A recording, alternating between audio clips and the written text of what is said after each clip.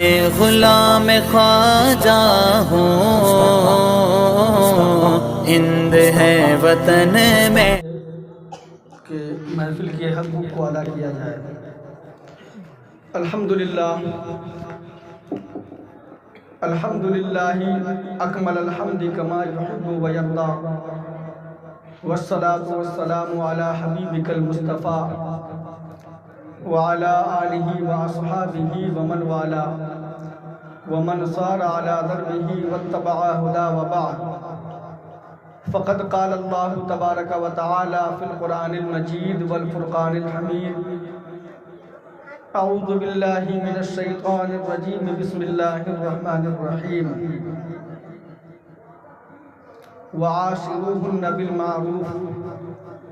صدق اللہ مولانا العظیم، وبلغنا رسولہ النبی الکریم الرؤوف الرحیم، وَنَحْنُ عَلَى ذَلِكَ لَمِنَ الشَّاهِدِينَ وَالشَّاكِرِينَ وَالْحَمْدُ لِلَّهِ رَبِّ الْعَالَمِينَ۔ سب سے کہو اوپر آ جائے۔ محترم و مکرم واجب الاحترام سامعین اور پردہ نشی خواتین اسلام، آئیے کچھ معروضات آپ کے سامنے آج کی محفل کی نسبت سے آپ کے گوشے گزار کروں۔ اس سے بیشتر ہم سب مل کر آقا رحمت، شافع یوم محشر،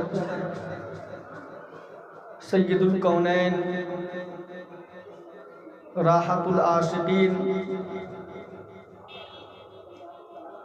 ارواحنا فدا جناب احمد مجتبیٰ محمد مصطفیٰ علیہ التحیۃ والثناء کی مقدس بارگاہ میں ایک مرتبہ عقیدت و محبت کے ساتھ درود شریف کا نذرانہ پیش کر لیجئے۔ درود پاک پڑھیں۔ اللہم صلی علی سیدنا شفیعنا حبیبنا مولانا محمد معدن الجود والکرم، منبع علم والحلم والحکم وبارک وسلم۔ چونکہ آج کی جو محفل ہے یہ محفل میلاد النبی صلی اللہ علیہ وسلم شادی کی خوشی کے موقع پر منعقد کی گئی ہے، تو اسی مناسبت سے میں نے آج کی اس ملاقات میں گفتگو کا جو موضوع منتخب کیا ہے وہ اسی کی مناسبت سے ہے کہ نکاح اور نکاح کے بعد کے جو معاملات ہوتے ہیں جسے حقوق زوجین کہا جاتا ہے، اس تعلق سے کچھ مفید باتیں میں آپ کے گوشے گزار انشاءاللہ تبارک و تعالی کرنے کی سعادت حاصل کروں گا۔ اسلام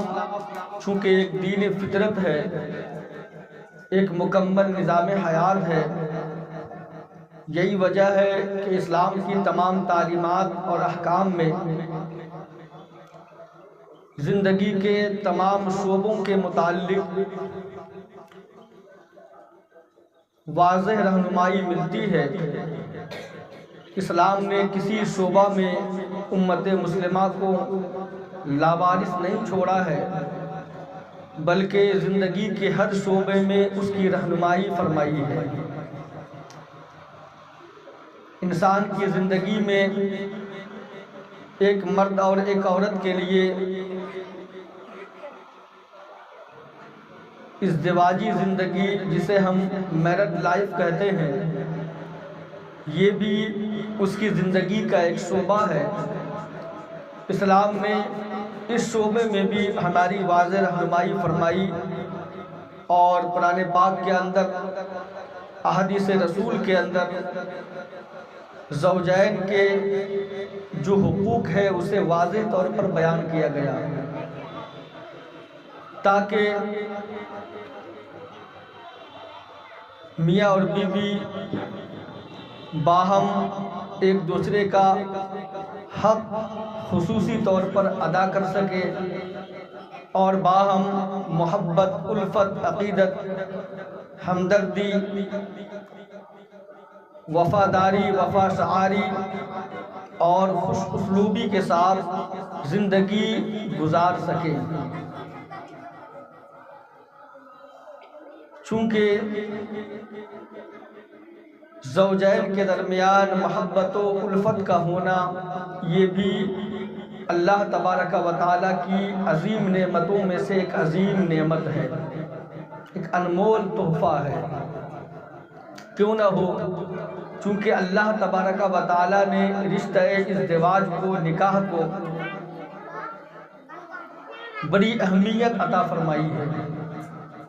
اور اس سے بڑی اہمیت اور کیا ہوگی کہ اللہ رب العزت نے رشتہ ازدواج کو اپنی نشانیوں میں شمار فرمایا ہے۔ قرآن کریم میں رب تبارک و تعالیٰ ارشاد فرماتا ہے وَمِنْ آيَاتِهِ أَنْ خَلَقَكُم مِّن زَوْجِهَا لِتَسْكُنَ إِلَيْهَا وَجَعَلَ بَيْنَكُم مَّوَدَّةً وَرَحْمَةً۔ اللہ تبارک و تعالیٰ نے جو رشتہ ازدواج کو اپنی نشانیوں میں شمار فرمایا، اس کے تعلق سے قرآن پاک کی اس آیت میں یہ باتیں موجود ہے کہ رب تبارک و تعالیٰ ارشاد فرماتا ہے کہ وَمِنْ آيَاتِهِ أَنْ خَلَقَكُم مِّنْ أَنفُسِهِمْ، کہ اللہ تبارک و تعالیٰ نے تمہیں میں سے تمہارے لیے جوڑے بنائے، لِتَسْكُنُوا إِلَيْهَا، تاکہ تم اس سے آرام پاؤ، وَجَعَلَ بَيْنَكُم مَّوَدَّةً وَرَحْمَةً، اور تمہارے درمیان محبت اور رحمت رکھی۔ تو اللہ رب العزت نے قرآن کریم کی اس آیت کے اندر رشتہ ازدواج کی اہمیت کو واضح فرما دیا۔ اب یہاں سے یہ بات ہم سب کو سمجھنی ہوگی کہ جو شادی بیاہ جو ہم کرتے ہیں فی زمانہ،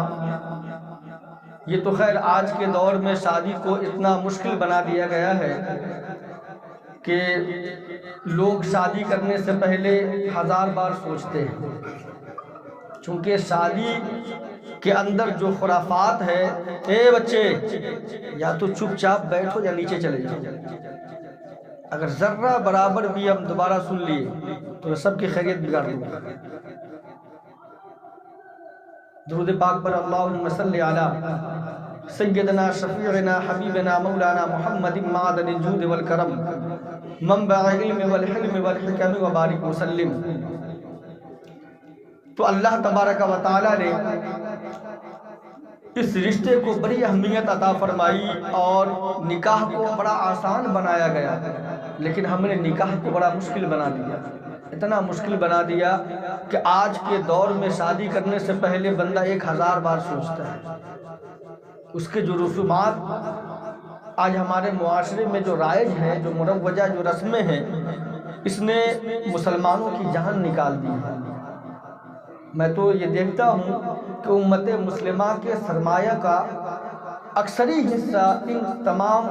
خرافات اور فضول رسموں میں خرچ ہو جاتا ہے۔ اب بتائیں نا مجھے کہ جو پیسے ہمارے مستقبل کے لیے بہترین راستے میں خرچ ہو سکتے تھے، جس سے ہمارے بچوں کا مستقبل سنور جائے، ہمارا بچہ ایک برائٹ فیوچر لے کر کے بڑا ہو،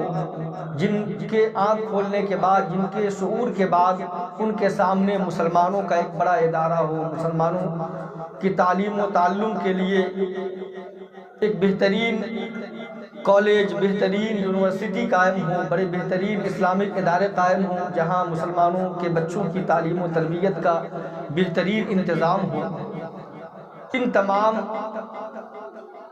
چیزوں میں جو پیسے خرچ ہونے تھے، ان پیسوں کا اکثری حصہ ہم نے ان فضول رسموں میں خرچ کرنا شروع کر دیا۔ اب شمار کریں کہ صرف ایک محلے میں سال میں اگر 10 شادی بھی ہوتی ہے نا، تو جوڑ لے اگر آپ، تو ایک شادی میں جو فضول رسموں میں جو خراجات ہوتے ہیں، ایک تخمینے کے مطابق جو اندازہ ہم لگاتے ہیں، چونکہ متوسط طبقہ جو یہاں بستا ہے، تو کم سے کم بھی اگر ہم اندازہ لگائیں تو 4 سے 5 لاکھ۔ اگر 10 شادی ہوتی ہے سال بھر میں بھی، صرف 10 شادی، حالانکہ 10 ہی شادی نہیں ہوتی، کتنی شادیاں ہوتی ہیں؟ اگر 10 شادی بھی سال بھر میں ہوتی ہے تو اگر 5 لاکھ ہی مانو، حالانکہ اس سے زیادہ بھی لوگ خرچ کرتے ہیں، میں نے ایک متوسط اندازہ آپ کے سامنے پیش کیا ہے، متوسط جو ہے تخمینہ پیش کیا ہے کہ اگر 5 لاکھ روپے بھی اگر ایک شادی پہ خرچ ہوتے ہیں تو آپ جوڑ لے کے 10 شادیوں پہ 25 لاکھ، اگر 5 سال ان 5 لاکھ روپے کو بچا لیا جائے تو کتنی رقم ہمارے پاس جمع ہو جائے؟ ایک سال میں اگر ہم 25 لاکھ بچاتے ہیں تو 5 سال میں کتنی رقم ہمارے پاس بچ جائے گی؟ 1.25 کروڑ بچے گی۔ اب اس 1.25 کروڑ رقم سے اگر ہم چاہیں تو مسلمان بچوں اور بچیوں کے مستقبل کے لیے، ان کے مستقبل کو سنوارنے کے لیے ہم بہترین تعلیمی ادارہ قائم کر سکتے ہیں۔ یہ ایک متوسط طبقے کے درمیان چلنے والے معاملات کے تعلق سے میں بات کرتا ہوں، اور وہ طبقہ جسے ہم ہائیلی ایجوکیٹڈ طبقہ بھی کہتے ہیں اور جسے بہت زیادہ امیر طبقہ بھی کہا جاتا ہے، ان طبقوں میں اگر آپ جائیں تو کروڑوں نہیں بلکہ اربوں خرچ ہو جاتے ہیں۔ لیکن اگر کوئی مسلمان، کوئی عالم اگر کسی مدرسے کے چندے کے لیے انہی کے پاس چلا جائے تو 100 روپے دینے سے پہلے 100 بار وہ سوچتا ہے، اور نہ جانے دل میں کتنی مرتبہ اس عالم کو گر نگاہ سے بھی دیکھتا ہے، اسے برا بھلا بھی کہتا ہے، اور اگر کبھی کوئی منہ زور ہوتا ہے تو منہ پہ بھی کچھ نہ کچھ کہہ دیتا ہے۔ اب وہ عالم بیچارہ دین کی خدمت کا کے جذبے سے سرشار یہ سمجھ کر اس کی ان باتوں کو، ان کی گری ہوئی نظروں کو برداشت کر لیتا ہے، چونکہ وہ جانتا ہے کہ اگر ان کی باتوں میں ہم آ گئے تو دین کا یہ کام کون کرے گا۔ کیونکہ آج حال ہے امت مسلمہ کا، اس بات میں ہم سب کو کہیں نہ کہیں اس معاملے میں غور کرنا ہوگا۔ شادی آسان ہے تو یاد رکھنا ہمارا معاشرہ بھی پاک ہے، اگر شادی مشکل ہے تو پھر معاشرے کے اندر جو زنا جیسی برائیاں ہیں وہ جنم لیتی ہیں۔ عمریں ہو جاتی ہے، بچہ جوان ہو گیا ہے، اس عمر کو پہنچ چکا ہے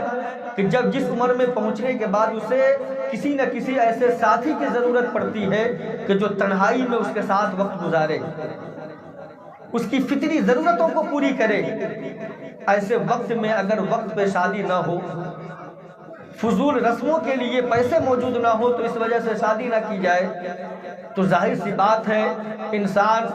گناہوں کا پرندہ تو پہلے ہی سے ہے، گناہوں کی غلاظتوں میں ڈوبا ہوا تو پہلے ہی سے ہے۔ عالم یہ بن جاتا ہے کہ وہ برداشت کرتے کرتے، چونکہ نہ وہ تقویٰ ہے، نہ وہ پرہیزگاری ہے، نہ وہ خوراک ہے، کچھ بھی تو نہیں ہے، تو آخر میں بندہ اس حالت تک پہنچ جاتا ہے کہ وہ زنا جیسے گناہوں میں ملوث ہو جاتا ہے۔ اور یہ وجہ صرف شادی کو مشکل بنانے سے ہمارے سامنے آتی ہے۔ اتنی رسمیں، بندہ سوچنے لگ جاتا ہے کہ اتنے رشتہ دار آئیں گے، ان کے کپڑے دینا، ان کے لیے انتظامات کرنا، ان کے اخراجات کو پورے کرنا، پھر بہترین کپڑے اپنے لیے تیار کرنا، بہترین ولیمہ کے لیے جو ہے ہال بک کرنا، ہوٹل بک کرنا، پھر طرح طرح کے اقسام کے کھانے بنانا، پھر جو ہے بہترین گاڑیاں، بہترین جو ہے ڈی جے کا انتظام کرنا، پھر پٹاخوں کے لیے ہزاروں روپے خرچ کرنا۔ یہ سارے انتظامات جب اس کے نگاہ میں آتے بندہ کہتا نہیں ابھی شادی میں نہیں کرنی۔ لیکن گناہ تو گناہ ہے، ضرورت تو ضرورت ہے۔ انسان کی جو فطری ضرورت رب نے اس کے اندر رکھی ہے، جو فطری ضرورت جو رب نے اس کے اندر رکھی ہے، تو رب تبارک و تعالیٰ نے اس ضرورت کو پوری کرنے کے لیے نکاح جیسا مقدس رشتہ بھی عطا فرمایا کہ اگر نکاح کے ذریعے سے اس فطری ضرورت کو پوری کی جاتی ہے تو اس میں نسل انسانی کی بقا ہوتی ہے، لیکن اگر اسی چیز کو غلط طریقے سے اگر پوری کی جاتی ہے تو پھر اس میں نسل انسانی کی تباہی موجود ہوتی ہے، نسلیں تباہ ہو جاتی ہے، معاشرہ تباہ و برباد ہو جاتا ہے۔ اور آج دیکھیں نا، جگہ جگہ یہ چیزیں دیکھنے کو ملتی ہے، نہ آج ہمارے گھر میں ہماری بہنیں محفوظ ہیں، نہ ہمارے گھر کی عورتیں محفوظ ہیں، نہ ہمارے گھر کے نوجوان پاک دامن ہیں۔ اللہ اکبر، اکثریتی طبقہ آج اس گناہ میں ملوث ہے۔ وجہ آج ہمارے اندر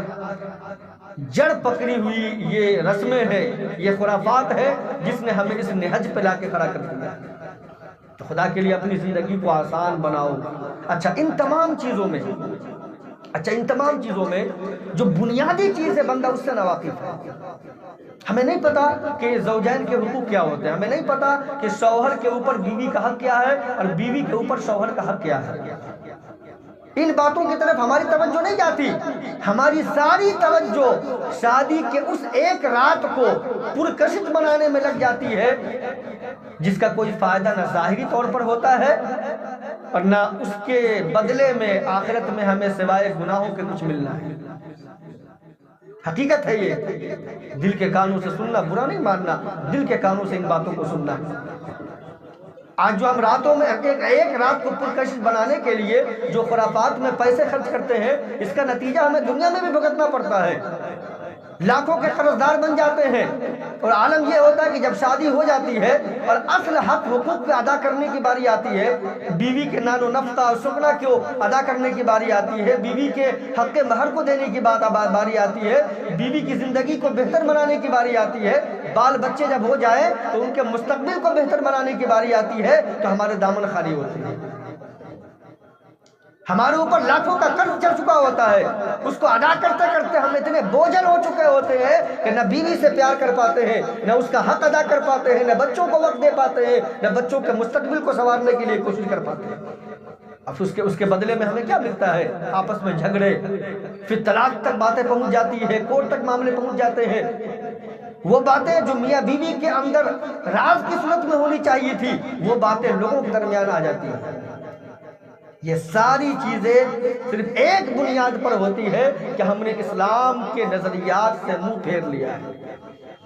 اسلامی تعلیمات اور احکامات کو پسے پشت ڈال کر ہم نے اسلام کے اس مقدس رشتے کو بنانے سے انکار کر دیا ہے، عملی طور پر۔ میرا لفظ یاد رکھنا، عملی طور پر انکار کر دیا ہے۔ عمل ہمارا زبان سے تو ہم کرتے ہیں۔ اب دیکھیں نا، آپ سب یہاں پہ کتنے لوگ موجود ہیں جن کے بچے بڑے ہیں، آپ نے کتنے نکاح کی محفلوں میں شرکت کی ہوگی؟ آج اب دیکھیں گے تو نکاح کی محفل میں کتنے لوگ موجود ہوتے ہیں، جبکہ سب سے اہم کام شادی میں کیا ہوتا ہے؟ نکاح۔ نکاح نہیں ہوگا تو آپ لاکھوں کروڑوں بھی خرچ کر دو، کوئی فائدہ ہوگا؟ کوئی فائدہ؟ اب مجھے بتائیں، دل سے کوئی فائدہ ہوگا؟ لیکن اگر نکاح ہو جائے، اب 1 روپے بھی خرچ نہ کرو، صرف نکاح ہو جائے سنت کے مطابق، تو کیا یہ رشتہ بن جائے گا یا نہیں بن جائے گا؟ لیکن جو سب سے اہم ہے اس پر لوگوں کا نظریہ ایسا بن چکا ہے کہ لوگ اتنا شادی کے ان تمام گہما گہمی میں اپنے آپ کو تھکا دیتے ہیں کہ جب نکاح کی باری آتی ہے تو یہ تھک کر چور ہو کر سو جاتے ہیں، اپنے اپنے گھروں کو چلے جاتے ہیں، یا پھر کھانے پینے میں مشغول ہوتے ہیں، یا پھر جو ہے بدنگاہی میں عورتوں کو تاڑنے میں لگے ہوتے ہیں۔ اور عالم یہ پھر بن جاتا ہے، عالم یہ بن جاتا ہے کہ ہم نکاح کی محفل میں سوائے چند لوگوں کے کوئی لوگ موجود نہیں ہوتے، اور بیچارہ امام وہ تو مجبور ہے، وہ نکاح کا رجسٹر لیے آپ کے سامنے انتظار کر رہا ہوتا ہے کب وقت آئے گا کہ ہم نکاح پڑھائیں، چونکہ انہیں فجر کی نماز بھی ادا کرنی ہوتی ہے، وقت پہ سونا ہوتا ہے، وقت پہ اٹھنا ہوتا ہے، وہ بیچارہ مجبور ہو کر انتظار کر رہا ہوتا ہے، پھر بھی لوگ ان کی نہیں سنتے۔ تو یہ آج ہمارا حال ہے مسلمانوں۔ یہ درد بیان کرنے کا حقیقی مقصد یہ ہے کہ آج بھی اگر اپنے آپ کو نہیں سنبھالو گے تو پھر تمہیں مٹانے کے لیے کسی دوسروں کی ضرورت نہیں پڑے گی، تمہارا عمل ہی تمہیں مٹا دے گا، تمہارے کرتوت تمہیں مٹا دیں گے، تمہارا عمل تمہیں ایسی گہری کھائی میں گرا دے گا کہ جہاں سے اٹھنے کے لیے تمہارے پاس کوئی سہارا موجود نہیں ہوگا۔ اس لیے صبرو، سنبھل جاؤ، ابھی بھی وقت ہے، ہوش کے ناخن لو، عقل سے کام لو، ابھی بھی وقت ہے۔ ان خرافات میں پیسے خرچ کرنے کے بجائے ان پیسوں کو اپنے بچوں کے مستقبل کو سنوارنے کے لیے بچاؤ۔ یہ تمہاری محنت کی کمائی ہے جس کو تم نے محنت و مشقت سے کمایا ہے۔ لاکھوں روپے قرض لے کر تمہیں ولیمہ کرنے کی کوئی ضرورت نہیں ہے۔ ولیمہ اس کا نام نہیں ہے جو آج ہم کرتے ہیں، کہ جہاں پر ایک ننگا ناچ ہوتا ہے، کہ جہاں پر عورت اور مرد بے پردہ ہو کر عریاں لباس پہن کر ایک دوسرے کے ساتھ گھلتے ملتے ہیں، کھاتے پیتے ہیں، نظریں چار ہوتی ہے، کتنے کھانے برباد ہوتے ہیں، جہاں پر کسی بھی اہل نظر کا، کسی بھی اہل علم کا، کسی بھی تقوی شعار اور کسی پرہیزگار انسان کا جانا مشکل ہو جاتا ہے۔ یہ ولیمہ نہیں ہے جس کو آپ ولیمہ کہتے ہو، ولیمہ تو اس کا نام ہے کہ اپنی استطاعت بھر،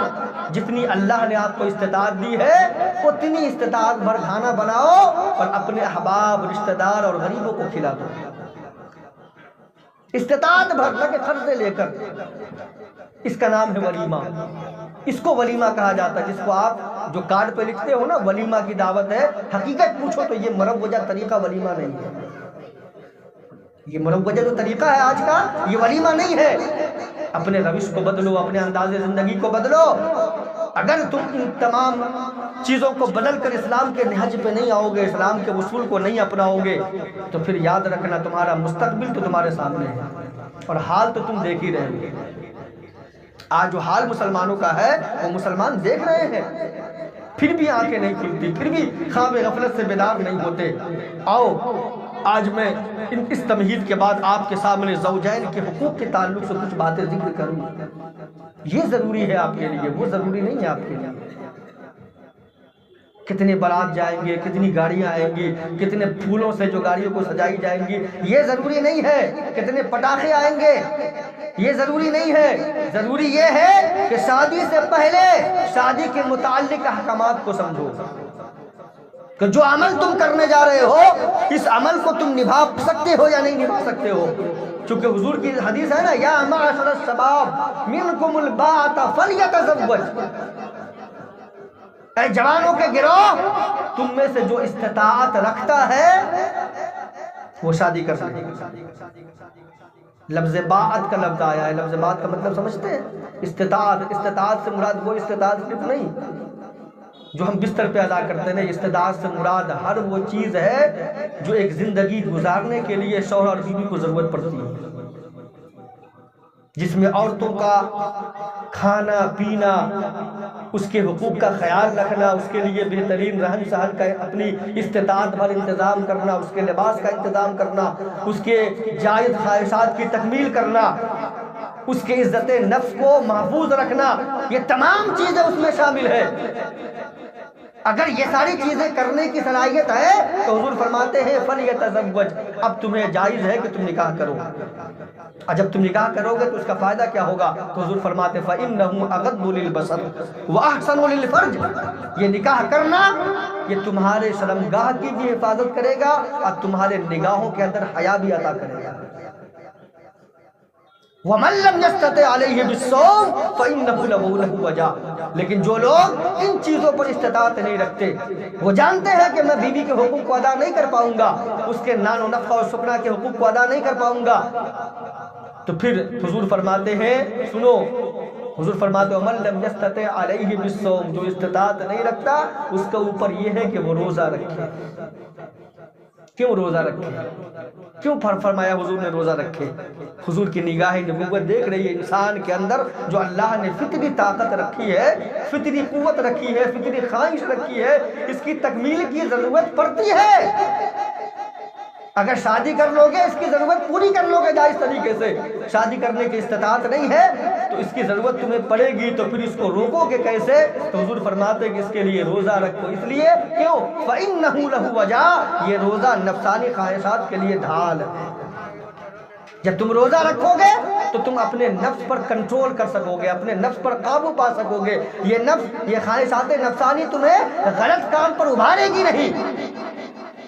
اور آج کا نوجوان 30 سال 35 سال تک شادی نہ کرے استطاعت رکھتے ہوئے بھی، اور یہ کہے کہ جب تک میں سیٹل نہیں ہو جاؤں گا شادی نہیں کروں گا، اور وہ یہ بھی کہے کہ میں تو اپنے نفسانی خواہشات پہ کنٹرول رکھتا ہوں، مجھے کسی چیز کی ضرورت نہیں پڑتی، تو میں یہ سمجھتا ہوں کہ وہ سب سے بڑا جھوٹا ہے۔ چونکہ حضور کی حدیث ہے، حضور نے فرمایا اگر استطاعت نہیں رکھتے ہو، اگر شادی نہیں کر سکتے ہو تو تم روزہ رکھو، اس لیے کہ تم روزہ نہیں رکھو گے تم نفسانی خواہشات سے نہیں بچ پاؤ گے۔ اور نفسانی خواہشات کا صرف یہ مطلب نہیں کہ بندہ زنا ہی کرے، کسی عورت کو دیکھ کر خوش ہونا بھی یہ نفسانی خواہشات کی تکمیل ہے، کسی عورت کو دیکھنے کی خواہش بھی یہ نفسانی خواہشات کی تکمیل ہے، کسی عورت سے بات کرنا یا اس سے بات کرنے کی خواہش رکھنا یہ بھی نفسانی خواہشات کی تکمیل ہے۔ کسی پر بدنگاہی کرنا یہ بھی نفسانی خواہشات کی تکمیل ہے۔ مارکیٹ اور منڈیوں میں اس لیے جانا تاکہ عورتوں کے غول میں گھس کر اس کے ساتھ دھکا مکی کرے، یہ بھی نفسانی خواہشات کی تکمیل ہے۔ اور حضور نے اسی کی طرف ہمیں توجہ دلائی ہے۔ تو آج کے دور میں جو یہ بات کہی جاتی ہے نا کہ جب تک سیٹل نہیں ہو جائیں گے، اور آج تک قسم خدا کی اتنی عمر گزر گئی، آج تک یہ میں نہیں سمجھ سکا کہ سیٹل ہونا کہتے کس کو ہے۔ اتنا پڑھنے کے باوجود، اتنا اسٹڈی کے باوجود، لوگوں کا تجزیہ کرنے کے باوجود بھی آج تک میں یہ نہیں سمجھ سکا کہ جس کو آج یہ کہتے کہ جب تک میں سیٹل نہیں ہو جاؤں گا میں شادی نہیں کروں گا، تو یہ سیٹل ہونا کہتے کس کو ہے؟ آج تک مجھے یہ بات سمجھ نہیں ہے، آج تک مجھے یہ بات نہیں سمجھ آئی۔ خدا کے لیے باتوں کو سمجھو، چیزوں کو سمجھو، اسلامی نظریات کو اپنانے کی کوشش کرو۔ شادی سے پہلے شادی کے حقوق کو سمجھو، زوجین کے حقوق کو سمجھو۔ زوجین کے حقوق کیا ہے؟ سب سے پہلی تو یہ بات سمجھ لے کہ اگر آپ شادی کرتے ہیں تو شادی کے احکامات کا جاننا بھی آپ کے اوپر لازم ہے۔ حضور نے فرمایا نا کہ ہر مومن مرد و عورت پر علم حاصل کرنا فرض ہے، تو یہ ان علوم میں سے بھی ہے۔ اتنا علم حاصل کرنا کہ جس سے تم اپنے حقوق کی بھی اور دوسرے کے حقوق کی بھی حفاظت کر سکو، اپنی عبادات کو مکمل کر سکو، اپنی طہارت کو مکمل کر سکو، اتنا علم حاصل کرنا ہر مومن مرد و عورت پر فرض ہے۔ تو یہ شادی بھی تو حقوق کی ادائیگی ہے، تو اس کو بھی سمجھنا ہر مسلمان کے لیے ضروری ہے۔ تو آئیے میں آپ کو بتاؤں، درود پاک پر اللہم صلی علی سیدنا شفیعنا حبیبنا مولانا محمد معدن الجود والکرم منبع العلم والحکم وبارک وسلم۔ سب سے پہلے تو یہ سمجھ لے کہ نکاح تو ایک مقدس رشتہ ہے ہی، مقدس رشتہ ہونے کے ساتھ ساتھ اللہ رب العزت نے قرآن کریم کے اندر، حضور نبی اکرم صلی اللہ تعالی علیہ وسلم نے احادیث مبارکہ کے اندر اس کے تعلق سے بڑی وضاحت کے ساتھ ایک دوسرے کے حقوق کو بیان فرمائے۔ سب سے پہلے عورتوں کے اوپر جو شوہروں کے حقوق ہیں، مردوں کے حقوق ہیں، اس کے تعلق سے حضور نے اور قرآن کریم نے ہماری رہنمائی فرمائی۔ سب سے پہلا حق عورتوں کے اوپر شوہروں کا یہ ہے کہ عورت جو ہے اپنے شوہر کی عزت، اس کے مال اور اس کے بال بچوں کی حفاظت کرے۔ یہ عورت کے اوپر حق ہے مرد کا، اور عورت کی ذمہ داری ہے کہ اس کو ادا کرے۔ اگر اس میں کوتاہی کرتی ہے کوئی عورت تو وہ اللہ کے حضور جواب دہ ہوگی۔ یہ بات ہمیشہ ذہن میں رہے۔ حقوق کا مطلب یہ ہوتا ہے، حقوق کا مطلب کیا ہوتا ہے؟ حق کا مطلب یہ ہوتا ہے کہ اس کا ادا کرنا ضروری ہے۔ ہمارے اوپر اگر کسی کا حق ہے تو اس کو ادا کرنا ضروری ہے۔ اگر ہم ادا نہیں کرتے تو گویا کہ ہم اپنے فرائض کی تکمیل سے بھاگ رہے ہیں، اس کے لیے ہمیں رب کی بارگاہ میں جواب دہ ہونا پڑے گا۔ قرآن کریم میں رب تبارک و تعالی ارشاد فرماتا ہے فالصالحات قانتات حافظات للغیب بما حفظ اللہ۔ نیک بخت عورتیں یہ ادب والیاں ہیں جو شوہر کی غیر موجودگی میں حفاظت رکھتی ہے۔ کن چیزوں کی؟ شوہر کے بال بچوں کی، شوہر کے مال کی، اور شوہر کی عزت نفس کی۔ شوہر گھر میں موجود نہیں ہے، وہ کمانے کے لیے، اپنے گھر والوں کی کفالت کے لیے فکر معاش میں وہ کہیں باہر سفر پہ ہے۔ اب اس درمیان گھر میں بیوی کی ذمہ داری ہے کہ وہ اپنے شوہر کے گھر کی بھی حفاظت کرے، اس کے مال کی بھی حفاظت کرے، اور جو بال بچہ اس نے چھوڑا ہے اس کی بھی حفاظت کرے، اور ساتھ ساتھ اپنے شوہر کی عزت نفس کی بھی حفاظت کرے۔ ایسا نہ ہو کہ کوئی اس کے گھر میں آئے اس کا رشتہ دار تو اس کے سامنے اپنے شوہر کے تعلق سے رونے بیٹھ جائے، جو آج کی عورتیں کرتی ہیں کہ کیا بتاؤں کس گھر میں شادی کر دی تم نے، عالم یہ ہے کہ ایسا ہوتا ہے ویسا ہوتا ہے، اتنے کام کرنے پڑتے ہیں، اتنا یہ کپڑا لینے کے لیے کہا تھا نہیں لے کے دیا، ایسا کہا تو یہ نہیں کیا۔ سارے جتنی بھی شکایتیں شوہر کے تعلق سے ہوتی ہے وہ اپنے خاندان والوں کے سامنے یا اپنی سہیلی کے سامنے رکھ دیتی ہے۔ یاد رکھنا، یہ شکوہ شکایت شوہر کے تعلق سے کرنا یہ کسی بھی عورت کو زیب نہیں دیتا، کسی بھی عورت کو زیب نہیں دیتا۔ آؤ میں آپ کو کہانی سناتا ہوں۔ ایک ذات آتی ہے جس کا نام ہے حضرت ابو بکر صدیق۔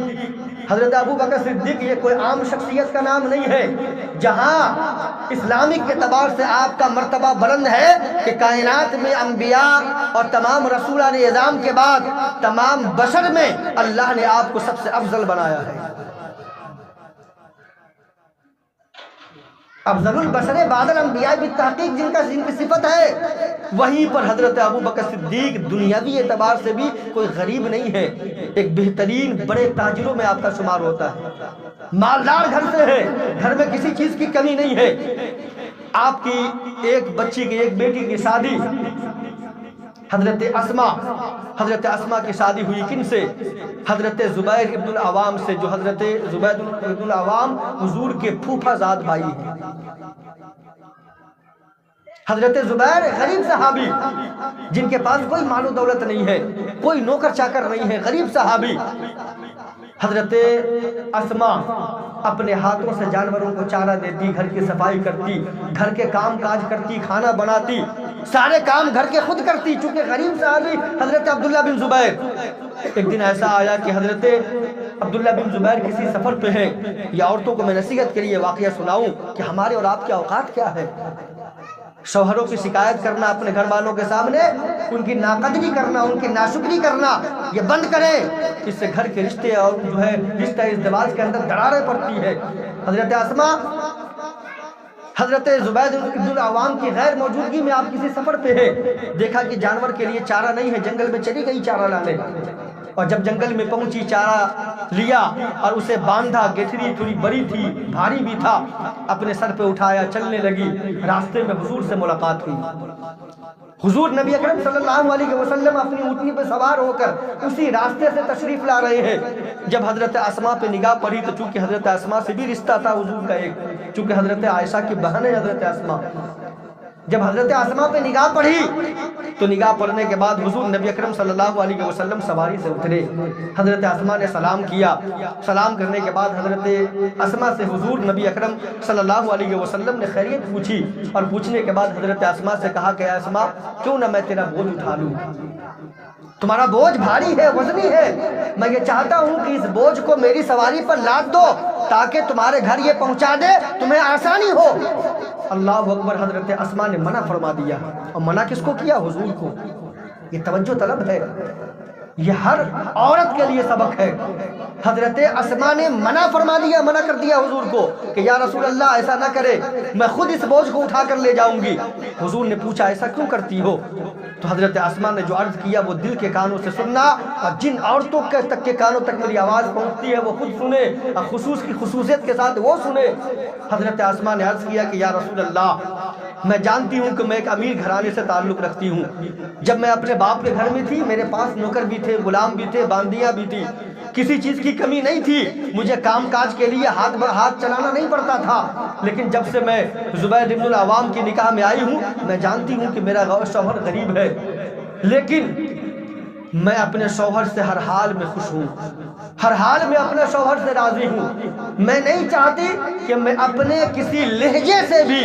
یا اپنے کسی عمل سے بھی اپنے شوہر کو یہ احساس ہونے دوں کہ میں ان کے ساتھ خوش نہیں ہوں۔ یا رسول اللہ اگر آپ سواری لے کر سواری پر اس بوجھ کو اٹھا کر جائیں گے تو ہو سکتا ہے کہ میرے شوہر کو یہ خبر مل جائے اور میرے شوہر کو یہ بات ناپسند ہو کہ شاید میں نے اپنی بیوی پر زیادہ بوجھ ڈال دیا ہے، غریبی کا بوجھ ڈال دیا ہے۔ میں نہیں چاہتی کہ میرے شوہر کے ماتھے پر کوئی شکن بھی آئے۔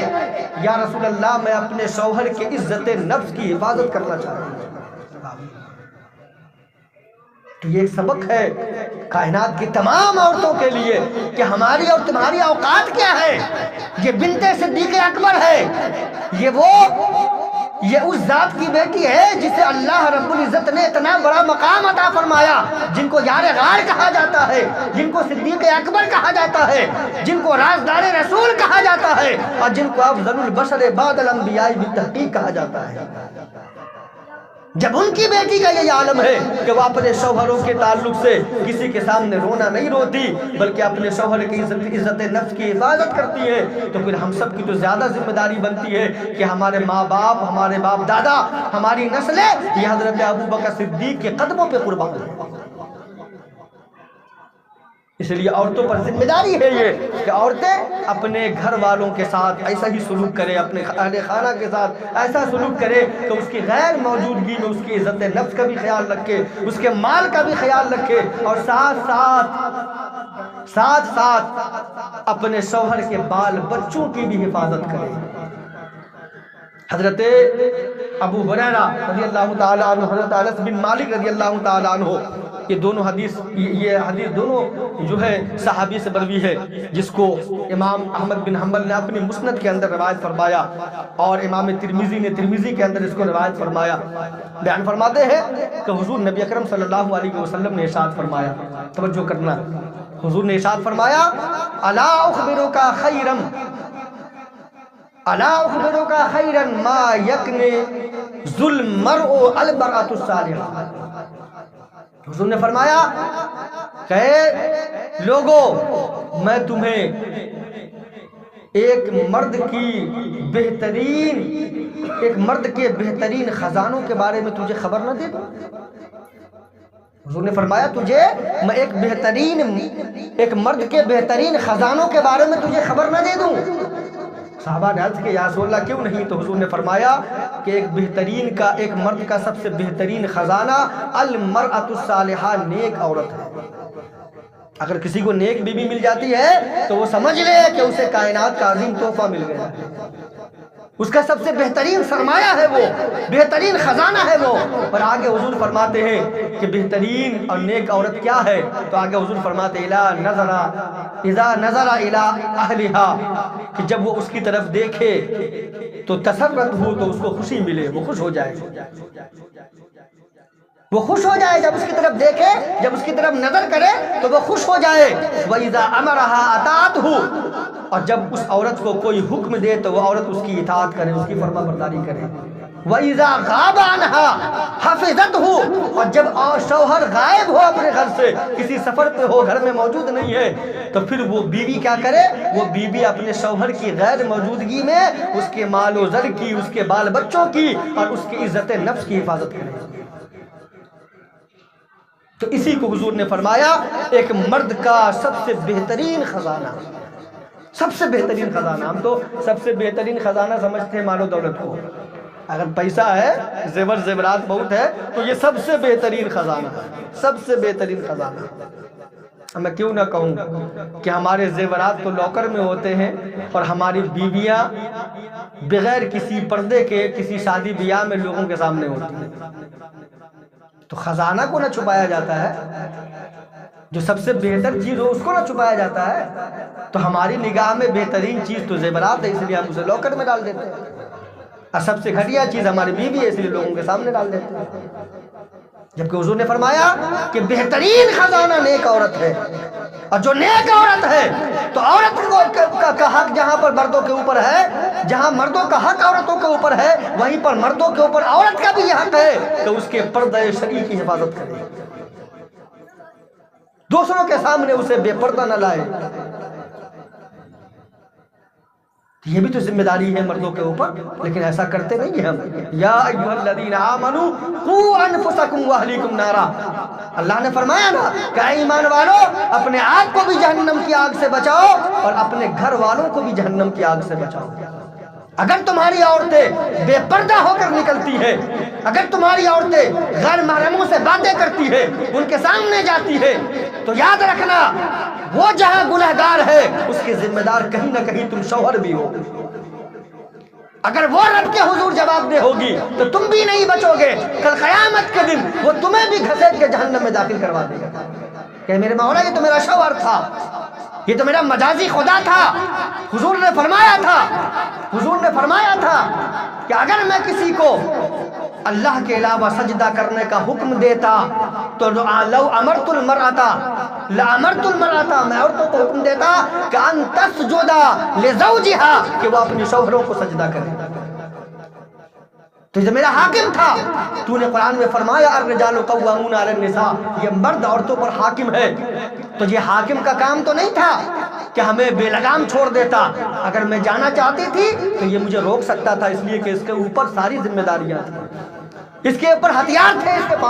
اس کے پاس ساری چیزیں موجود تھے، میں نے اپنا سارا حق اسے دے دیا تھا، میرے حقوق کا محافظ تھا، یہ میری جان و مال کا یہ محافظ تھا، میں نے اپنی شرمگاہ تیرے حکم سے اس کے لیے حلال کر دیا تھا، میں نے اپنی ساری چیز اس کے حوالے کر دی تھی تیرے حکم سے، یہ چاہتا تو مجھے روک لیتا، لیکن اس نے مجھے نہیں روکنے کی کوشش کی، بلکہ اسے تو خوشی ملتی تھی کہ دنیا دیکھے تو صحیح کہ میری بیوی کتنی خوبصورت ہے، اسے تو مزہ آتا تھا کہ دنیا والوں کو بتائیں تو صحیح کہ دیکھو میری بیوی کتنی خوبصورت ہے، میری بیوی کتنی ماڈرن ہے، میری بیوی کتنی اسٹائلش ہے، یہ بتانا یہ چاہتا تھا، تو جہاں اگر میں گناہگار ہوں تو ذمہ دار میرا شوہر بھی ہے۔ یاد رکھیں بچیں گے نہیں یہ لوگ بچیں گے نہیں۔ خدا کے لیے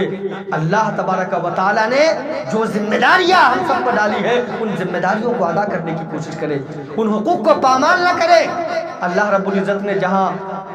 بیویوں پر یہ حق ڈالا کہ وہ شوہروں کے عزت کی، اس کے مال کی، اس کے جان کی حفاظت کرے، وہیں پر اللہ تبارک و تعالیٰ نے بیویوں کو یہ بھی حکم دیا کہ وہ اپنے شوہر کی اطاعت کرے، وہ اپنے شوہر کی اطاعت کرے، اور ساتھ ساتھ اللہ تبارک و تعالیٰ نے یہ بھی حکم ارشاد فرمایا کہ وہ اپنے شوہر کی خوشنودی کا خیال رکھے، شوہر کو خوش رکھے۔ خوش رکھنا کہتے کس کو ہے؟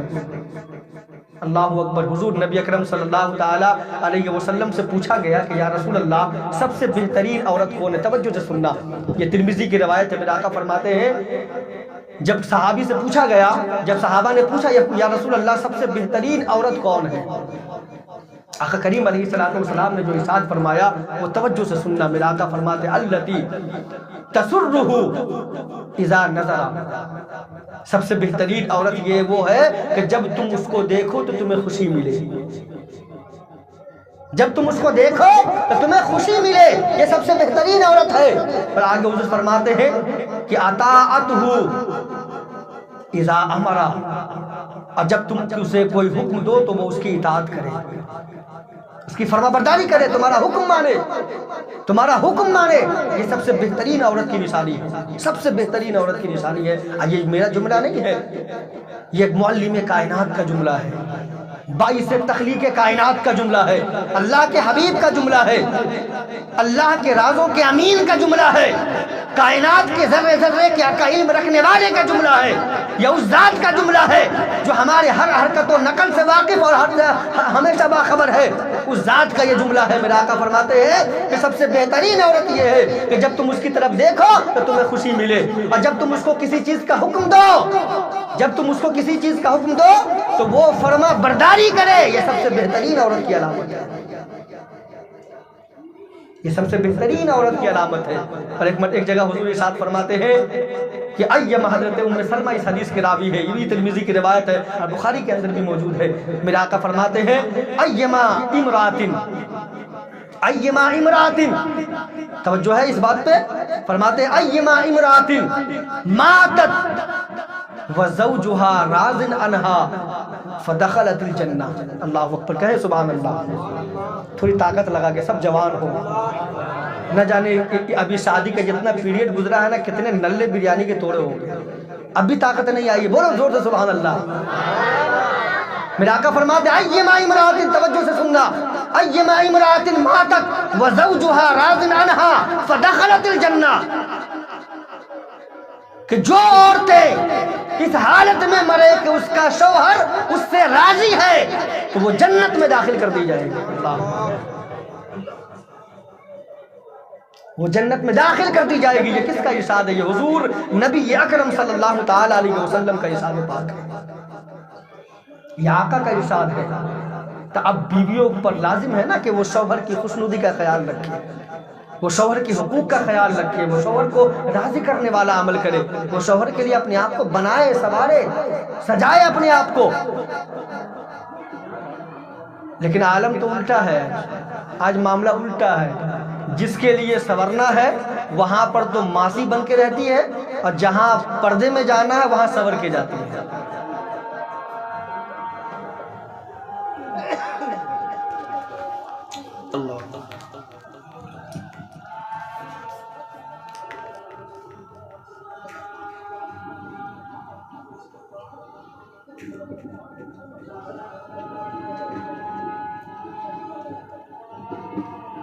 درود پاک پر اللہم صلی علی سیدنا شفیعنا حبیبنا مولانا محمد معدن الجود والکرم منبع علم والحلم والحکم وبارک وسلم۔ تو یہ شوہر کے حقوق میں سے ہے بیوی کے اوپر۔ اب سب نوجوان لگتا ہے کہ حاضر ہو گئے ہیں، اب توجہ سے سننا، اب تقریر میری شروع ہوگی۔ تم نہیں تھے تو تم یہ مت سمجھنا کہ تم بچ گئے، سب یہ سمجھ کے بیٹھے ہوئے تھے کہ چلو بعد میں جائیں گے اب تھوڑا سا سن کے سلام پڑھ لیں گے۔ اب ایسا نہیں ہوگا، اب سمجھ لو کہ جب تم آئے تب تقریر شروع ہوگی۔ اب توجہ سے سنو، حضور فرماتے ہیں کہ سب سے بہترین عورت کون ہے کہ جس کو دیکھو تو تمہیں خوشی ملے، جب تم اسے کسی چیز کا حکم دو تو وہ تمہاری فرما برداری کرے۔ اور آگے حضور فرماتے ہیں کہ وَلَا تُخَالِفُوهُنَّ وَلَا تُخَالِفُوهُنَّ بِمَا يَكْرَهُ فِي نَفْسِهَا وَمَالِهِ، اور بناؤ سنگھار میں اپنی ذات کے لیے وہ تمہاری مخالفت نہ کریں۔ اگر شوہر کہتا ہے کہ تم بہترین کپڑے پہنو، اب وہ لا کر بھی دیتا ہے، شوہر کہتا ہے صاف ستھرے رہو، میرے لیے میک اپ کر کے جب میں آؤں باہر سے تیار ہو جاؤ، تو یار یہ خوشنودی زوج کا سبب ہے، یہ شوہر کو خوش کرنے کا سبب ہے، اور یہ اس کا حکم حضور نے دیا ہے، اس کا حکم حضور نے دیا۔ میں آپ کو بتاؤں، فتاوی رضویہ شریف پڑھیں، فتاوی رضویہ کے اندر جہاں امام اہل سنت، امام عشق و محبت سیدی سرکار اعلی حضرت امام محمد رضا خان فاضل بریلوی علیہ رحمت الرضوان نے کتاب الحضر والاباحہ کے اندر کچھ مسائل ذکر فرمائے، وہاں پر ایک جملہ نقل فرمایا۔ اعلی حضرت فرماتے ہیں کہ سنو، عورتوں کا گہنے پہننا، بناؤ سنگھار کرنا، یہ اجر عظیم کا سبب ہے۔ عورتوں کا اپنے شوہر کے لیے گہنے پہننا، بناؤ سنگھار کرنا، میک اپ کرنا، یہ اجر عظیم کا سبب ہے۔ اور ساتھ اعلیٰ حضرت یہ بھی لکھتے ہیں وہاں پر، آپ فرماتے ہیں کہ شوہر کے لیے بناؤ سنگھار کرنے میں وقت دینا یہ نفلی نماز پڑھنے سے زیادہ افضل ہے۔ لیکن ہمارے یہاں تو عالم ہی الٹا ہے، ہمارا معاملہ الٹا ہے۔ جب شوہر گھر آتا ہے تو عالم کیا ہوتا ہے کہ بیوی ماسی کے لباس میں ہوتی ہے، جو گھر کا سب سے گھٹیا کپڑا ہوتا ہے نا، وہ اس لباس میں وہاں پہ موجود ہوتی ہے۔ اور جب کسی شادی بیاہ میں جانا ہو، لوگوں کے پاس جانا ہو، لوگوں کو دکھانے کے لیے جانا ہو، تو سب سے بہترین جو گھر کا کپڑا ہے وہ پہنتی ہے، یا شوہر کے پاکٹ پہ بوجھ ڈال دیتی ہے۔ اللہ اکبر، یہ نظارہ، یہ ہنسنے کی صرف بات نہیں ہے، یہ رونے کا مقام ہے، یہ رونے کا مقام ہے۔ مسلمان مرد اور مسلمان عورتوں کا یہ شعور ہونا چاہیے۔ ایک عورت کے حسن کا اگر کوئی حقدار ہے، اس کو دیکھنے کا، اس کو دیکھ کر خوش ہونے کا اگر کوئی حقدار ہے تو اس کا شوہر ہے۔ اس کے بناؤ سنگھار کا کوئی حقدار ہے تو اس کا شوہر ہے، کہ وہ اپنے شوہر کے لیے صبرے، اپنے شوہر کے لیے اچھا لباس پہنے۔ اور میں آپ کو یوں ہی نہیں کہہ رہا، میں نے بہت سارے اللہ کے ان ولیوں کے تعلق سے بھی کتابوں میں پڑھا ہے، جو عورتیں بھی اللہ کی ولیاں اور ان کے شوہر بھی اللہ کے ولی، ان لوگوں کے تعلق سے بھی ہم نے پڑھا ہے۔ یار بتاؤ نا، ان سے بھی زیادہ سادگی کسی کے اندر ہے؟ ایک اللہ کے ولی کی صفات میں جو سادگی اور جو عجز و انکساری ہے وہ کسی اور کے اندر موجود ہو سکتی ہے؟ میں نے ان لوگوں کے تعلق سے پڑھا ہے کہ اللہ کی بہت بڑی نیک بندیاں جو اللہ کی ولی ہے، اور اللہ ان کے شوہر بھی اللہ کے ولی ہیں، ان لوگوں کے تعلق سے میں نے پڑھا ہے کہ جب رات کا وقت ہوتا، عشاء کی نماز سے فارغ ہوتی، تو اپنے آپ کو سجا سوار کر دلہن کی طرح اپنے شوہر کے پاس جاتی، شوہر سے باتیں کرتی، ان کے ساتھ بیٹھتی، اور بیٹھنے کے بعد جب محسوس کرتی کہ شوہر کو میری طرف ضرورت ہے تو ان کے پاس رہتی، ان کی ضرورتیں پوری کرتی، اور جب محسوس ہوتا کہ اب ضرورت نہیں رہی تب جا کر وہ گہنے اتارتی، اپنا جو ہے خوشنما لباس اتار کر پھر مصلی بچھا کر وضو کر کے عبادت میں مصروف ہو جاتی۔ تو یہ تو ان لوگوں کی بھی کہانی ہے، ان عورتوں کی بھی کہانی، کیونکہ ان کو پتا تھا کہ اللہ جب ہی راضی ہوگا جب یہ ہمارا شوہر راضی ہوگا۔ شوہر کی ناشکری کرنا، شوہر کی نافرمانی کرنا اور ان کے حکم کی خلاف ورزی کرنا، ان کی اطاعت شعاری نہ کرنا، یہ صریح اللہ تبارک و تعالیٰ کی نافرمانی ہے۔ ہمیشہ اس بات کا خیال رکھنا، یہ صریح اللہ تبارک و تعالیٰ کی نافرمانی ہے، اور اللہ تبارک و تعالیٰ اس سے مواخذہ فرمائے گا کل قیامت کے دن عورتوں سے، یہ مواخذہ ہوگا کل قیامت کے دن عورتوں سے۔ آقا کریم علیہ السلام نے اس کی طرف بڑی توجہ دلائی ہے، ان چیزوں کی طرف حضور نے بڑی توجہ دلائی ہے۔ حضور نبی اکرم صلی اللہ علیہ وسلم ایک جگہ ارشاد فرماتے ہیں، مسند امام احمد بن حنبل کی یہ روایت ہے، میرے آقا فرماتے ہیں کہ سنو، اذا صلت المرأة خمسها وصامت شهرها وحفظت فرجها، وَأَطَاعَتْ زَوْجَهَا۔ اس کے بعد آگے حضور فرماتے ہیں قِيلَ لَهَا اُدْخُلِ الْجَنَّةَ مِنْ أَيِّ أَبْوَابِ الْجَنَّةِ شِئْتِ۔ یہ الفاظ حضور کے آقا فرماتے ہیں کہ جن عورتوں نے 5 وقت کی نماز پڑھی، رمضان کے روزے رکھے، اپنے شرمگاہ کی حفاظت کی، اپنے شوہر کی اطاعت کی، قیل لہا، اس عورت سے کل قیامت کے دن کہا جائے گا، کیا کہا جائے گا؟ ادخل الجنت من ای ابواب الجنہ شئت، جس جنت کے دروازے سے تم چاہو جنت میں داخل ہو۔ یہ ان عورتوں کے لیے حکام ہے، یہ ان عورتوں کے لیے بشارت ہے کہ جو عورتیں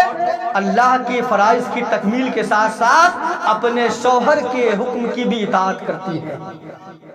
اپنے شوہر کے حکم کی تعمیل کرتی ہے، ان کی خوشنودی کا سامان کرتی ہے، ان کو خوش کرنے کا سامان کرتی ہے، ان کی خلاف ورزی نہیں کرتی، وہ اپنی پاک دامنی کا خیال رکھتی ہے اور ساتھ ساتھ اپنے شوہر کے حقوق کو ادا کرتی ہے۔ یاد رکھنا حضور نے تو یہ بھی فرمایا ہے کہ ایک عورت نفلی روزہ بھی اپنے شوہر کے حکم کے بغیر نہیں رکھ سکتی۔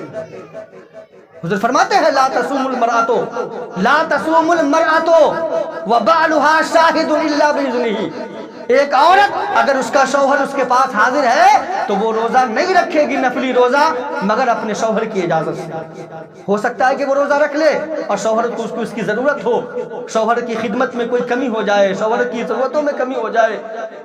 اس کی اطاعت نہ کر پائے، اس کی خدمت مکمل نہ کر پائے، اس لیے اگر وہ نفلی روزہ رکھے گی بھی تو شوہر کے حکم سے، شوہر کی اجازت سے رکھے گی۔ یہاں تک کہ یہ بھی حکم دیا گیا ہے، کتابیں پڑھے کہ اگر کوئی عورت نفل نماز پڑھنے جا رہی ہے، قرآن کی تلاوت کرنے جا رہی ہے اور شوہر یہ کہتا ہے کہ یار ابھی تھوڑا دیر میرے پاس بیٹھو، بعد میں پڑھ لینا، بعد میں نفلی نماز پڑھ لینا، بعد میں قرآن کی تلاوت کر لینا، ابھی میرے پاس بیٹھو، مجھ سے باتیں کرو، تو عورت کو چاہیے کہ وہ نفلی نماز بعد کے لیے مؤخر کر دے، قرآن کی تلاوت بعد کے لیے مؤخر کر دے، وہ اپنے شوہر کے پاس بیٹھ کر اس کا دل خوش کرے۔ ایک جگہ میں نے حضور کا ارشاد پڑھا، حضرت انس بن مالک سے روایت ہے، میرے آقا فرماتے ہیں اذا الرجل دعا زوجته لحاجته فلتأته وإن كانت على التنور۔ میرے آقا فرماتے ہیں کہ اگر کوئی مرد اپنی بیوی کو اپنی ضرورت کے لیے بلائے تو اسے چاہیے کہ وہ اپنے شوہر کے حکم کی تعمیل کرے، وہ کتنا ہی مصروف ہو وہ حاضر ہو جائے۔ اور آگے حضور فرماتے ہیں وَإِن كَانَتْ عَلَى التَّنَوُّرِ، اگرچہ وہ تنور ہی پہ کیوں نہ ہو۔ تنور کہتے ہیں وہ جگہ جہاں پر روٹی بنائی جاتی ہے۔ اب جب توے میں روٹی ڈال دو، آپ کو کوئی بلائے تو آپ کہو گے نا کہ یار روٹی نکال کے آتی ورنہ جل جائے گی۔ یہ حضور نے حکم کی تعمیل کی تاکید کے لیے ارشاد فرمایا کہ اگر تم تنور پہ بھی ہو، روٹی جلنے کا بھی خدشہ ہے اور شوہر تم کو اپنی ضرورت کے لیے بلاتا ہے تو تم سارے کام کو ترک کر کے شوہر کے حکم کی تعمیل کرو۔ آپ کہیں گے یہ ساری باتیں تو آپ نے کر لی، لیکن میں بتاؤں نا کہ یہ ساری باتیں ہم نے اپنی زبان سے کہی ضرور ہے، لیکن یہ ساری باتیں احکام خداوندی میں سے ہیں، یہ ساری باتیں ارشادات رسول میں سے ہے، احکامات خداوندی میں سے ہے۔ اگر ان حقوق کا خیال اگر بیویاں رکھے تو یاد رکھنا پھر گھروں میں کبھی جھگڑے نہیں ہوں گے، معاملات خراب نہیں ہوں گے۔ لیکن ایک بات اور بھی نوجوانوں یاد رکھنا، بڑے خوش ہو کہ چلو اب تک تو سارے ہمارے معاملات تھے، ہمارے حق کی باتیں ہو رہی تھی، لیکن اللہ نے تمہیں بھی تنہا نہیں چھوڑا ہے، تمہیں بھی یوں ہی بے لگام نہیں چھوڑ دیا، بے لگام نہیں چھوڑ دیا رب نے تمہیں۔ رب نے فرمایا نا جو نکاح کے ہر خطبے میں پڑھا جاتا ہے، یا ایھا الناس اتقوا ربکم الذی خلقکم من نفس واحدہ وخلق منها زوجها وبث منہما رجالا کثیرا ونساء واتقوا اللہ الذی تساءلون به والارحام ان اللہ کان علیکم رقیبا۔ اے لوگوں اپنے رب سے ڈرو، جس رب نے تمہیں ایک جان سے پیدا فرمایا، پھر تم انہی سے تمہارے جوڑے بنائے، اور آگے فرمایا رب تبارک و تعالی نے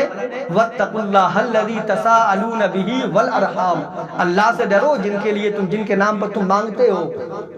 والارحام اور رشتوں کا خیال رکھو،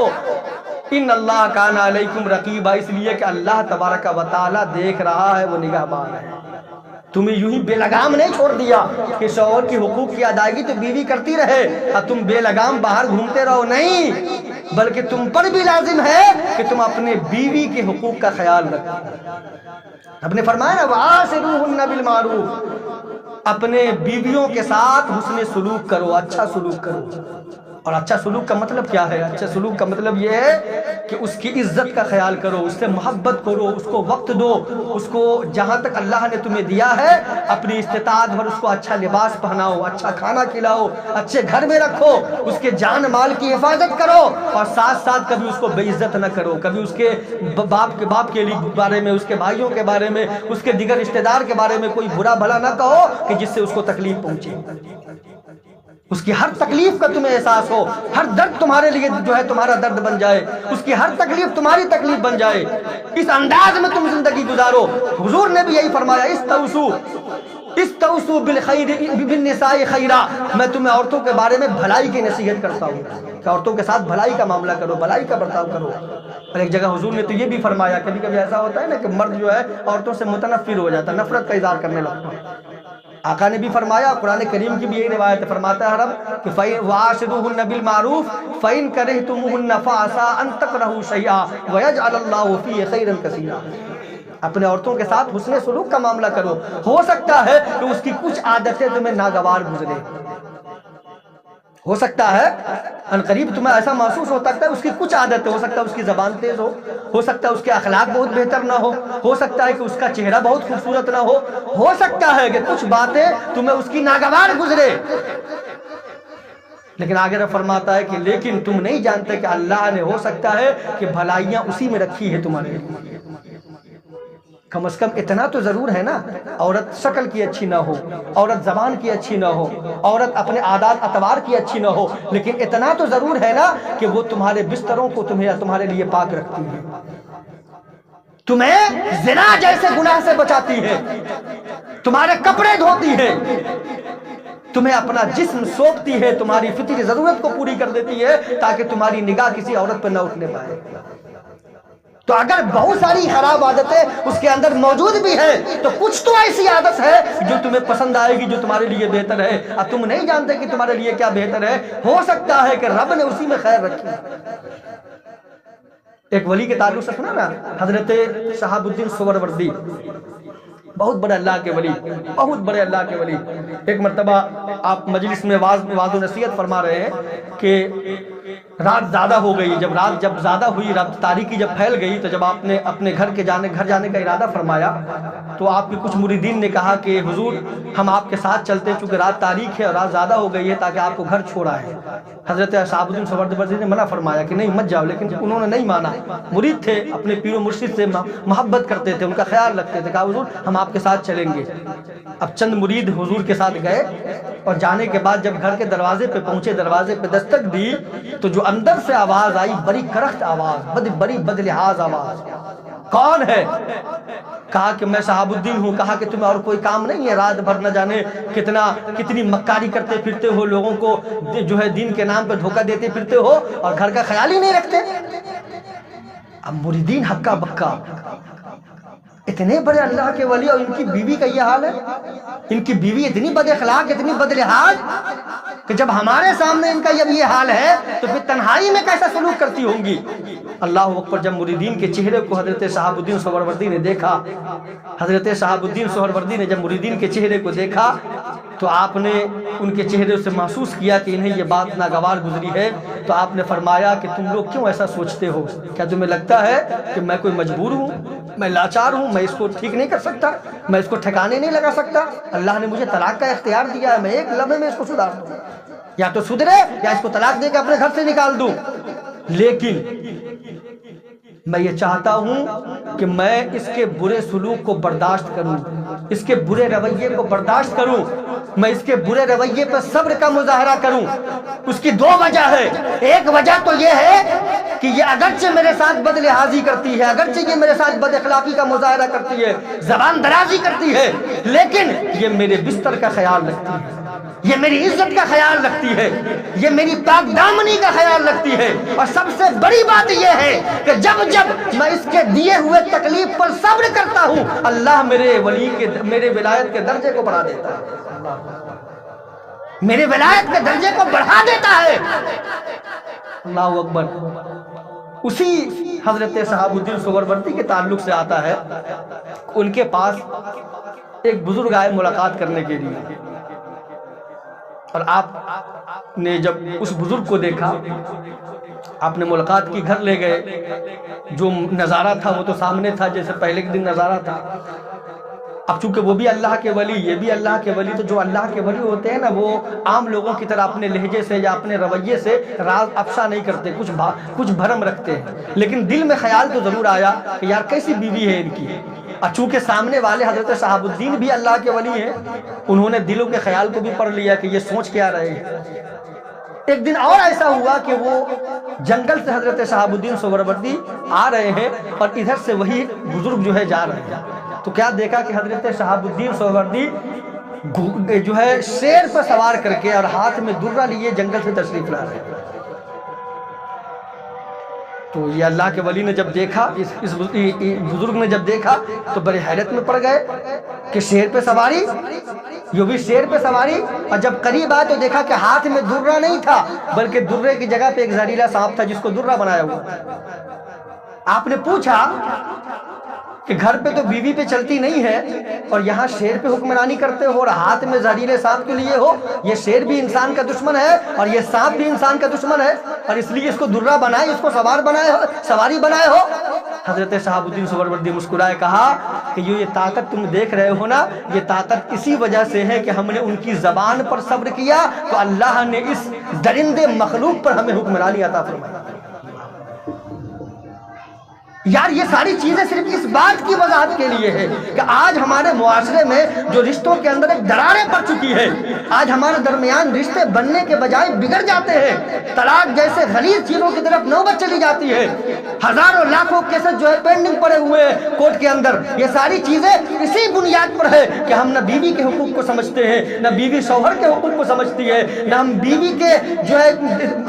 نہ بیوی کو خوش کرنے کا ہمارے پاس کوئی ذریعہ موجود ہے، کیونکہ تعلیم نہیں ہے، تربیت ویسی نہیں ہے، اور نہ بیوی کو اپنے شوہر کو خوش کرنے کا کوئی جو ہے ذریعہ اس کے پاس ہے، اس لیے کہ نہ اس کے پاس تعلیم ہے، نہ اس کے پاس تربیت ہے۔ ہمارے ماں باپ نے جن چیزوں کو ہمیں سکھانی تھی وہ چیزیں ہمیں سکھائی نہیں ہے، ہمیں جن چیزوں کو ہمارے ماں باپ نے بتانی تھی وہ ماں باپ نے ہمیں نہیں بتائی، تو آج عالم یہ ہے کہ ہمارے رشتوں میں دراڑیں پڑ جاتی ہے، اور اللہ نہ کرے کتنی طلاقیں واقع ہو جاتی ہے، کتنے گھر اجڑ جاتے ہیں، کتنے بچے جو ہے ماں باپ کے ہوتے ہوئے بے سہارا اور لاچار بن جاتے ہیں، جن کا کوئی سہارا نہیں ہوتا، ان کی تربیت کرنے والا کوئی نہیں ہوتا، چونکہ ایک بچہ اسی وقت مکمل طریقے سے پروان چڑھتا ہے جب اس کے اوپر باپ کا بھی سایہ ہو اور ماں کا بھی سایہ ہو، باپ کی شفقت بھی ملے، ماں کی محبت بھی ملے، اور ماں باپ کے درمیان حسن سلوک کا راستہ بھی موجود ہو، تو وہ بچہ جب پروان چڑھتا ہے تو وہ محبت کرنے والا بھی ہوتا ہے، حقوق کا خیال رکھنے والا بھی ہوتا ہے، دین کا محافظ بھی ہوتا ہے، اللہ اس کے رسول کا فرما بردار بھی ہوتا ہے۔ لیکن جب یہ چیزیں نہیں ملیں گی تو بچہ بڑا ہو کر یا تو گنڈا بنے گا، یا موالی بنے گا، یا سگریٹ پیے گا راستے پہ جا کر کے، یا گانجا پیے گا، یا شراب پیے گا، یا آوارہ گردی کرے گا، صبح صبح اٹھے گا اور دکان پہ جا کے ایک سگریٹ لے گا، ایک چائے کا کپ لے گا، اور صبح کا وقت جو ہے اسی انداز میں گزارے گا۔ یہ کب ہوگا؟ جب تربیت ایسی نہیں ہوگی۔ یہ بات سینہ ٹھوک کے میں کہتا ہوں، نگاہیں دیکھتی ہے میری، سمجھ جاؤ یہ تمہارا مستقبل نہیں ہے، نوجوانوں یہ تمہارا مستقبل نہیں ہے، تمہارے سینوں پر تو اسلام کے کی بہت ساری ذمہ داریاں ہیں، اور تم نے اپنے سینوں کو سگریٹ پی کر صبح صبح کھوکھلا کر دیا، سگریٹ پی کر صبح صبح کھوکھلا کر دیا، پھر کہاں سے تم حق ادا کرو گے؟ خالی محرم میں یا حسین کے نعرے لگا کر جھنڈے لہرا کر تم چاہتے ہو کہ تم حق ادا کر لو؟ تم یہ سمجھتے ہو کہ تم نے حق ادا کر لیا؟ ڈنڈے نکال لیے، جھنڈے لہرا لیے، خوب ناچا، خوب کودا، اور سمجھ لیا کہ ہم تو حقیقت میں اسلام کے جیالے ہیں۔ اسلام کے جیالے یہ لوگ نہیں ہیں، اسلام کے جیالے تو وہ ہے جو رات کے نمازی اور دن کے غازی ہوتے ہیں، جو صوم و صلات کے پابند ہوتے ہیں، جن کی نگاہیں عورتوں کی حفاظت کے لیے ہوتی ہے، عورتوں پر بدنگاہی کرنے کے لیے نہیں ہوتی، جن کا یہ عالم ہونا چاہیے۔ اسلام کے جیالے کہتے کس کو ہے؟ اسلام کا جوان ہوتا کون ہے؟ اسلام کا جوان وہ ہے کہ اگر وہ رات کی تنہائی میں کسی جگہ سنسان پہ روڈ پہ کھڑا ہو اور اتفاق سے کوئی عورت اگر راستہ بھول جائے اور وہ اپنے منزل تک پہنچنا چاہتی ہو اور اس مسلم نوجوان پر اس کی نگاہ پڑ جائے تو وہ اپنے آپ کو امان میں محسوس کرے، ایسے ہوتے اسلام کے جیالے. اسلام کے جیالے وہ تو نہیں ہوتے کہ اس پر نگاہ پڑے تو وہ اور بھاگنا شروع کر دے کہ نہ جانے اب ہماری عزت سلامت رہے گی یا نہیں. یہ اسلام کے جیالے نہیں جاتے، یہ اسلام کے نوجوان نہیں ہوتے، اسلام کے یہ فرزند نہیں ہوتے ایسے لوگ. تو خدا کے لیے اپنی نگاہوں کی بھی حفاظت کرو اور شادی بیاہ کے ماحول کو آسان بنانے کی کوشش کرو اور شادی کے ماحول کو ان خرافات سے پاک کرنے کی کوشش کرو. باتیں تو میرے پاس بہت زیادہ ہے،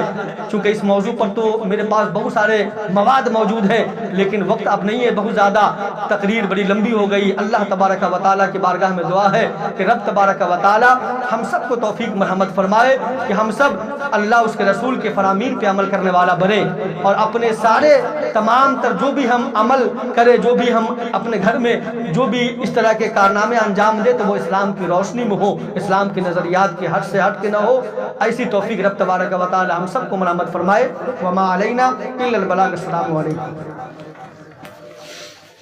کھڑے ہو جائے.